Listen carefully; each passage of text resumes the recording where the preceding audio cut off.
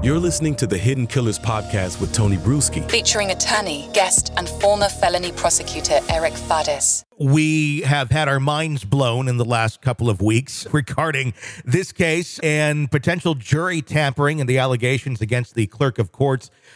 From your experience working in courtrooms all the time as an attorney, how common are allegations of jury tampering like this, especially involving an official in the court, versus some sort of influence from the outside from a defendant or something of that nature?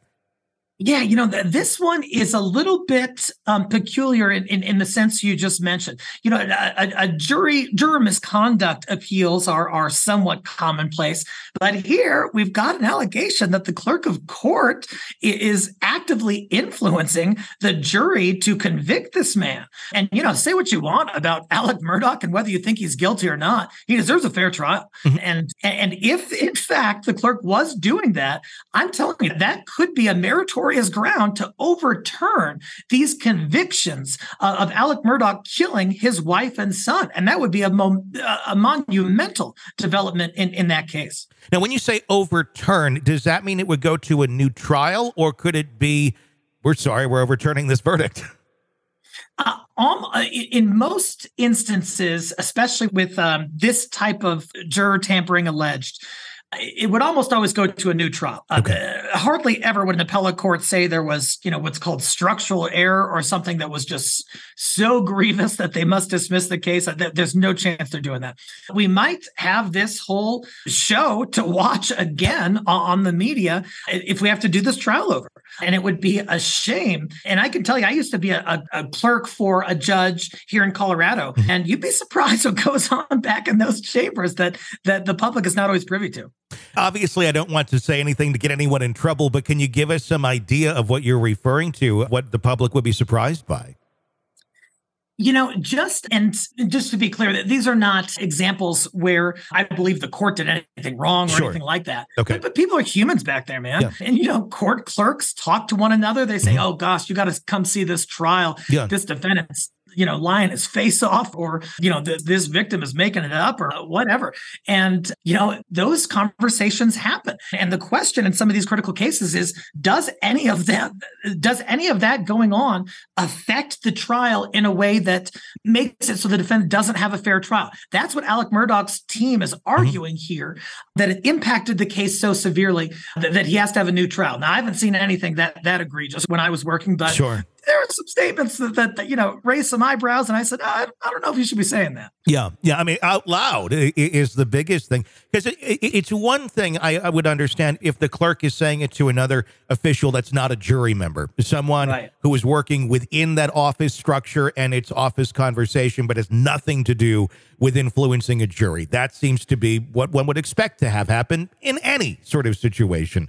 But what we're talking about here is this person actively talking to the jury foreperson and making comments for others to hear about the guilt of Alex Murdaugh when not asked for it, but nor should they be saying anything at all.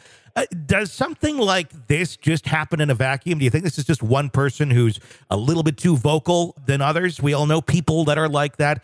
Or is this more systemic of a culture that would be going on and thriving in this courthouse, where there's just this sort of good old boy, we're going to do it the way we do it here behavior? Yeah, I'd be interested to see it. And one thing I always tell appellate attorneys after, if a defendant sustains a conviction at trial and it's serious enough to warrant an appellate investigation, go talk to those jurors, go interview them. And in Colorado, you can do that so long as the juror consents to it, and learn what the court clerk said when they come in on breaks, when they're making the coffee in the morning. Because if there is any improper influence, whether it's understandable or human, or, that can still divest the defendant of his or her right to a fair trial. Mm-hmm. And, does this happen more often than we hear? Absolutely. Yeah. How much more often? That part's a little hard to tell. Should there be an investigation? I mean, should this whole courthouse be looked at and take a look and see what other sort of things may or may not be going on, if this is, in fact, a culture thing? And if it is, even where we're standing right now, if Alex Murdaugh does get a new trial, should this be far away from where it took place the first time? It certainly lends support to an argument for a change of venue, doesn't it? I mean, like you alluded to, what's going on here? And my understanding is that the clerk of court, so like the head clerk, not just like the lowly paper pusher person, but the head clerk may have had some involvement in this alleged jury influence issue. And so if I was Murdaugh's team, I would absolutely be looking into a change of venue because he's still got the financial fraud cases, not only in that same courthouse, but in front of that same judge. And presumably in front of that same judge's staff. And that's got to be ferreted out to ensure that even if he's guilty of sin, and I'm not saying he necessarily is, although he's made some confessions to the financial stuff, he still deserves a fair trial, and that has to be upheld.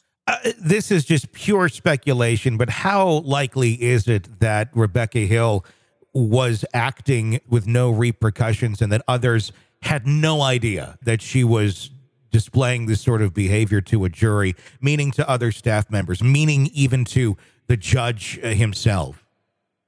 Yeah, it's a little hard to say because at least when I was clerking, the clerk does have some pretty special access to the jury. And there'd be many times where I would go in and check on the jury and, retrieve juror questions or make up coffee or get them lunch or whatever.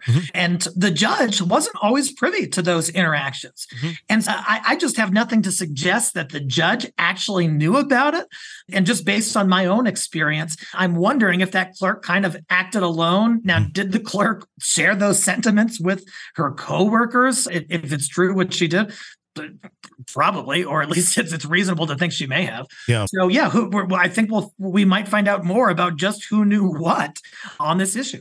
If these allegations are proven true, what kind of consequences can the clerk of court, Rebecca Hill, expect? At least in Colorado where I practice, that could potentially be grounds for jury tampering, which is a felony. That's a serious matter. But way back in the day, the famous attorney Clarence Darrow actually got popped for jury tampering and was charged with a felony. And I believe he served some jail time. But yeah, it's a serious thing, man. And and that's not even including all of the public ridicule that she would receive and the difficulty she would have in getting another job, especially in law. You're consuming the Hidden Killers podcast. Want more? Start binging on all of our true crime podcasts right now through Apple Podcasts and get an ad-free experience when you sign up to be a True Crime Today Premium Plus member exclusively on Apple Podcasts. More of the Hidden Killers podcast dropping soon. Press subscribe now.